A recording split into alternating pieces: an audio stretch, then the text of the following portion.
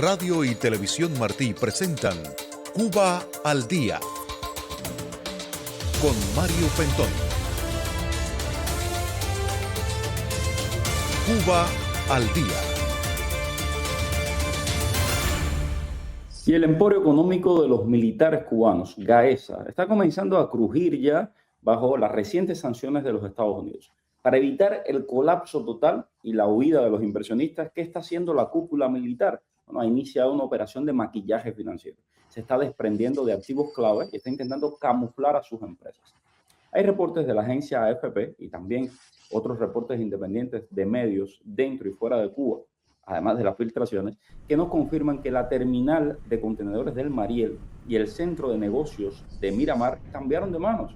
Los militares intentaron borrar sus rastros traspasando estos negocios a ministerios civiles para esquivar, ¿qué cosa? El veto de Washington. La táctica es buscarse un testaferro corporativo para proteger el monopolio y proteger todas estas empresas que controlan los militares cubanos, que algunos dicen que es cerca del 70% de la economía cubana.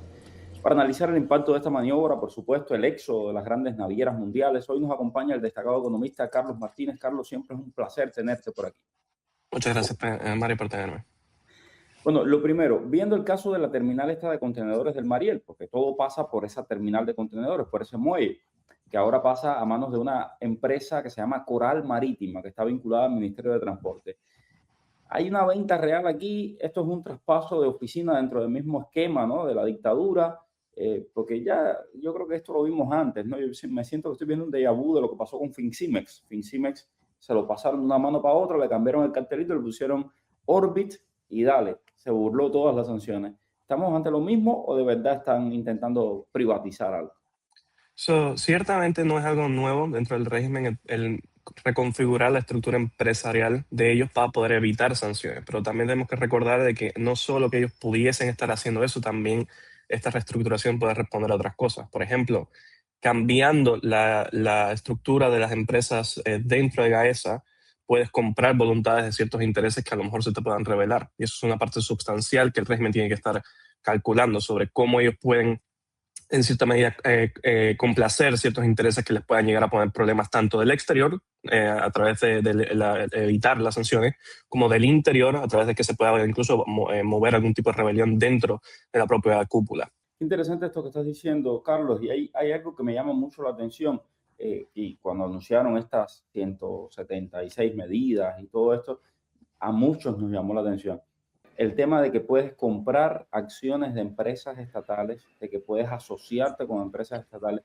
Para muchos de nosotros era como un indicio de la repartición del pastel, ¿no? Es decir, esto se va a estar ya repartiendo entre los testaferros que ya conocemos, los tipos allegados al poder, y de hecho hay informes no verificados de manera independiente de que el testaferro del Cangrejo, o uno de ellos, yo le llamo el lugarteniente del Cangrejo, Chamizo, este señor que vino aquí con la carta y demás, le han dado un montón de negocios dentro del Hotel Packard. Y esto mismo, Roberto Carlos Chamizo, y esto mismo está sucediendo a lo largo y ancho del país. ¿Qué impresión te dio cuando leíste esto de las acciones, las empresas vinculadas con empresas privadas y todo lo demás? Las reformas eran, cuando se anunció esa medida, todos los economistas más o menos mostramos preocupación al respecto, porque evidentemente, como tú estás haciendo indicio, podría indicar que ellos están planeando desmantelar una parte sustancial de las empresas estatales, de esa manera evitando las sanciones por un lado, pero también complaciendo a los intereses más directos de la cúpula y venderlos a precios muy por debajo de lo que a lo mejor esas empresas deberían valer. El problema de esas reformas prácticamente es que en el contexto en que se está haciendo las reformas no vemos que sean muy creíbles. Y la razón por la que vemos que no sean muy creíbles es que están sucediendo en un contexto donde tienes muchas sanciones y el régimen simplemente está teniendo que responder a esas sanciones. Pero quitando las sanciones, no es muy posiblemente que el sistema estructural o empresarial de la economía cubana volviese a ser el mismo. ¿Ya? Usualmente cuando las reformas económicas en países donde han reformado suelen ser creíbles, sucede en un contexto en donde, mira, tengo que pagar un coste reputacional, tengo que hacer algo para que tú creas que yo verdaderamente estoy reformando. usualmente, por ejemplo, yo dije en su momento cuando salieron las reformas, una cosa que ellos hubieran podido perfectamente anunciar es que se permite la producción eléctrica por parte de los privados, que se permite las telecomunicaciones por parte de los privados, o incluso decir, ¿sabes qué? Gaesa enteramente va a ser desmantelada. ¿Ya? Y de esa manera a lo mejor las reformas hubiesen podido ser un poco más creíbles. Pero Gaesa no se mencionó por ninguna parte. Ahora es que estamos viendo reestructuraciones dentro del propio Estado, ni siquiera esto es una venta al privado y nada por el estilo. Eso ha puesto mucho velo de duda sobre estas supuestas reformas, porque si la idea es reformar y verdaderamente mover a un sistema de mercado, ¿por qué tú tendrías ¿qué te digo? ¿Por qué tú tendrías que tomarte tanto tiempo y siquiera hacerlo en este contexto? No hay forma de que yo te pueda creer que tú esto lo estás haciendo porque tú crees en el libre mercado, porque tú verdaderamente quieres una economía de mercado. Y también algo que yo he visto en muchos casos de reformas es que tú tienes que pagar un costo político, o sea, tú tienes que ceder un poco tu control y tu monopolio, en este caso, sobre el tema político, sobre el poder político, porque necesariamente cuando tú estás haciendo una reforma económica de este nivel, tan profunda, pues tú también tienes que darle participación a estas personas que están invirtiendo y demás. Y eso tampoco lo hemos visto en Cuba. No, correcto. Incluso en casos, por ejemplo, como el caso chileno o las reformas de mercado de Singapur, tú evidentemente viste de que el anterior grupo tuvo que pagar. Muchos tuvieron que abandonar el poder, muchos tuvieron que decir, ok, yo me voy a bajar acá en pos de que ustedes crean que estas reformas son creíbles. E incluso muchas veces, por ejemplo, ellos tuvieron que pagar no solo eso, pero un coste monetario enorme, porque algunos de ellos tuvieron que incluso de su bolsillo pagar cuotas y pagar multas y pagar muchas veces ¿cómo se llama? Penalidades para dar a entender al mercado y dar a entender a las personas que, mira, estamos moviéndonos a un sistema más transparente, estamos moviendo a un sistema en donde vamos a respetar tus derechos de inversión, en donde vamos a tener algún tipo de legalidad sobre cómo se va a llevar los contratos de las distintas partes en esta economía.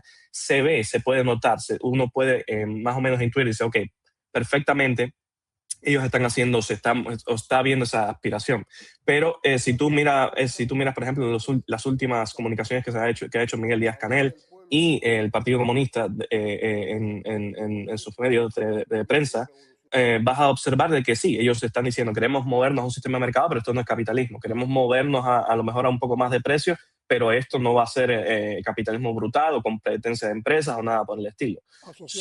Parece que quieren mantenerse bajo la misma dinámica, pero a lo mejor con esto pudiendo tener algún tipo de efecto de señal de humo y decirle a la administración americana, mira, aunque sea lento, me estoy moviendo en la dirección en la que tú más o menos estás apuntando. Estoy más o menos privatizando, estoy quitándole las empresas a Gaesa y más o menos estoy moviéndome a una dirección donde tú puedas encontrar que lo que yo estoy haciendo es deseable.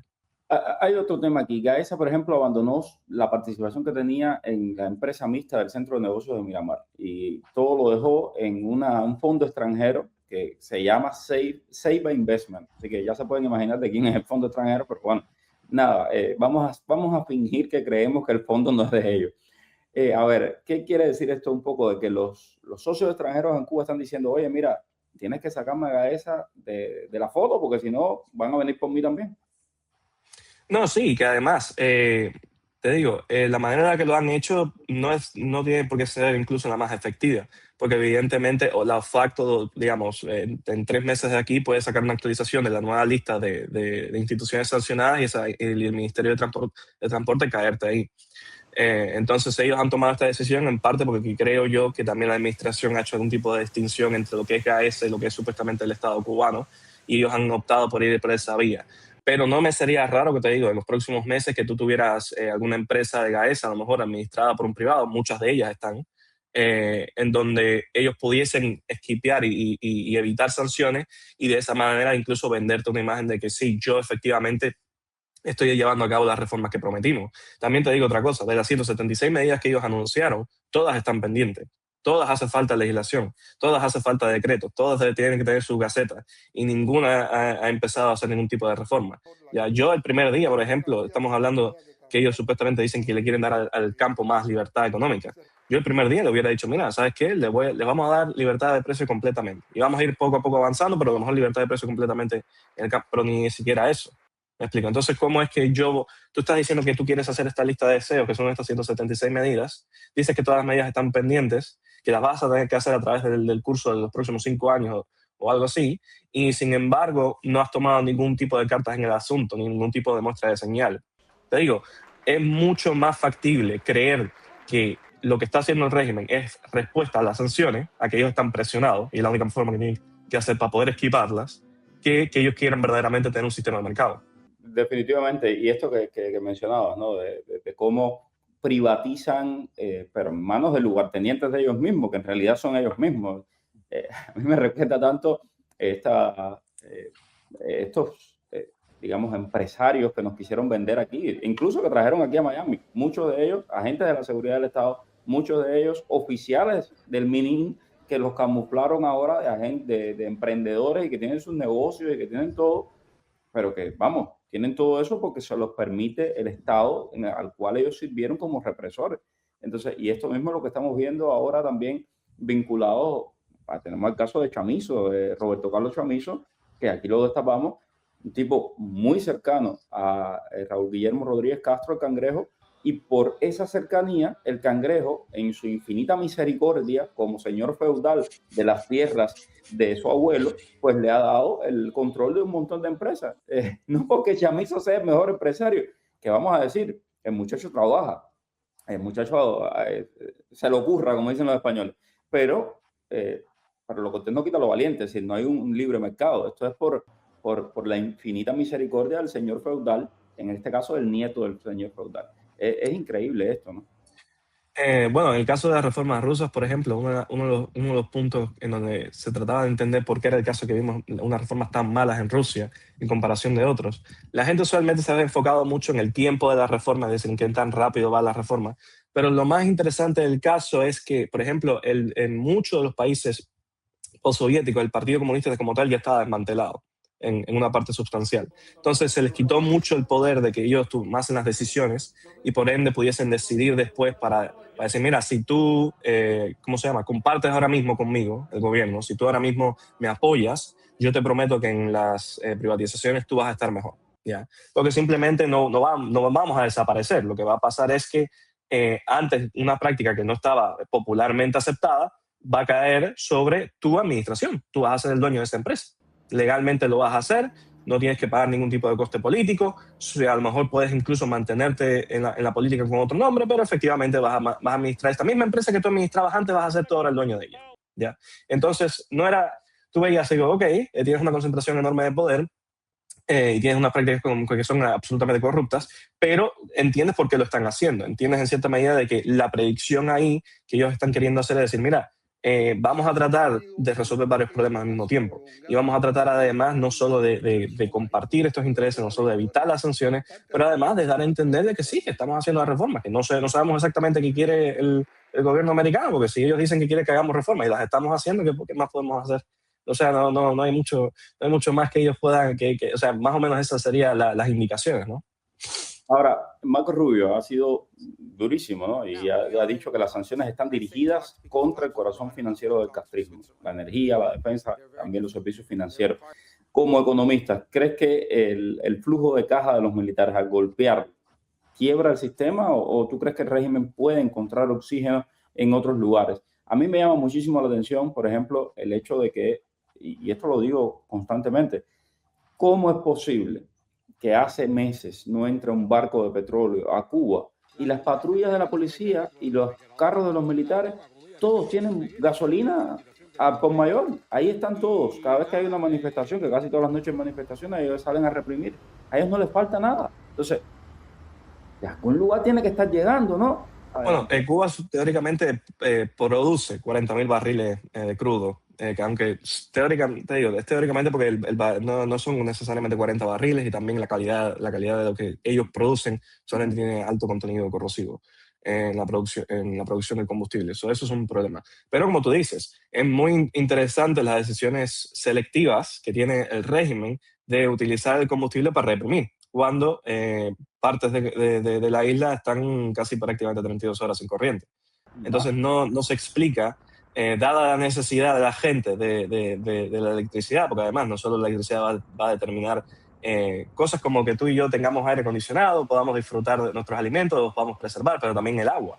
Muchas de las pompas eléctricas, las pompas allá en Cuba para obtener agua son eléctricas, entonces eso cuesta un montón. Y que ellos decidan utilizar el combustible para reprimir gente es muy interesante. Yo te digo, si ellos pueden encontrar una vía de oxígeno, no lo sabemos, pero te digo, no creo que en el corto plazo lo puedan hacer, porque por un lado el turismo se le está hundiendo, producto de la mala calidad del servicio también, pero de las condiciones que están en el país. Y además, tú no quieres meterte, si tú eres un turista, tú no quieres meterte en un país que está en problemas. Tú te quieres ir a un país donde tú puedas disfrutar, estar relajado, qué sé yo. Y en el Caribe se ha vuelto muy competitivo ahora mismo el mercado del turismo y el mercado del tabaco, que son históricamente los dos mercados que más Cuba podía competir. República Dominicana, por ejemplo, es un excelente destino para los turistas ir y un buen sustituto, dadas las condiciones de Cuba, para poder obtener. Sobre el turismo lo están pudiendo obtener muchas divisas. Por el lado de las remesas no tenemos buenos datos, pero todo parece indicar, según los datos de Cuba siglo XXI, que las remesas vienen cayendo desde ya hace los últimos 3 años. Y encima de eso, si no tienes ningún tipo de sponsor, como ha sido en los casos anteriores de Venezuela y la Unión Soviética, que te puedan más o menos salvar y cubrir la parte, ya sea el combustible, pero también otros subsidios. Recordemos que en Cuba también se daban subsidios de comida o incluso los intercambios con el grupo de comercio soviético. Veíamos de que Cuba podía obtener otros materiales. ¿Ya? Los materiales escolares usualmente eran una de las cosas más patrocinadas del régimen.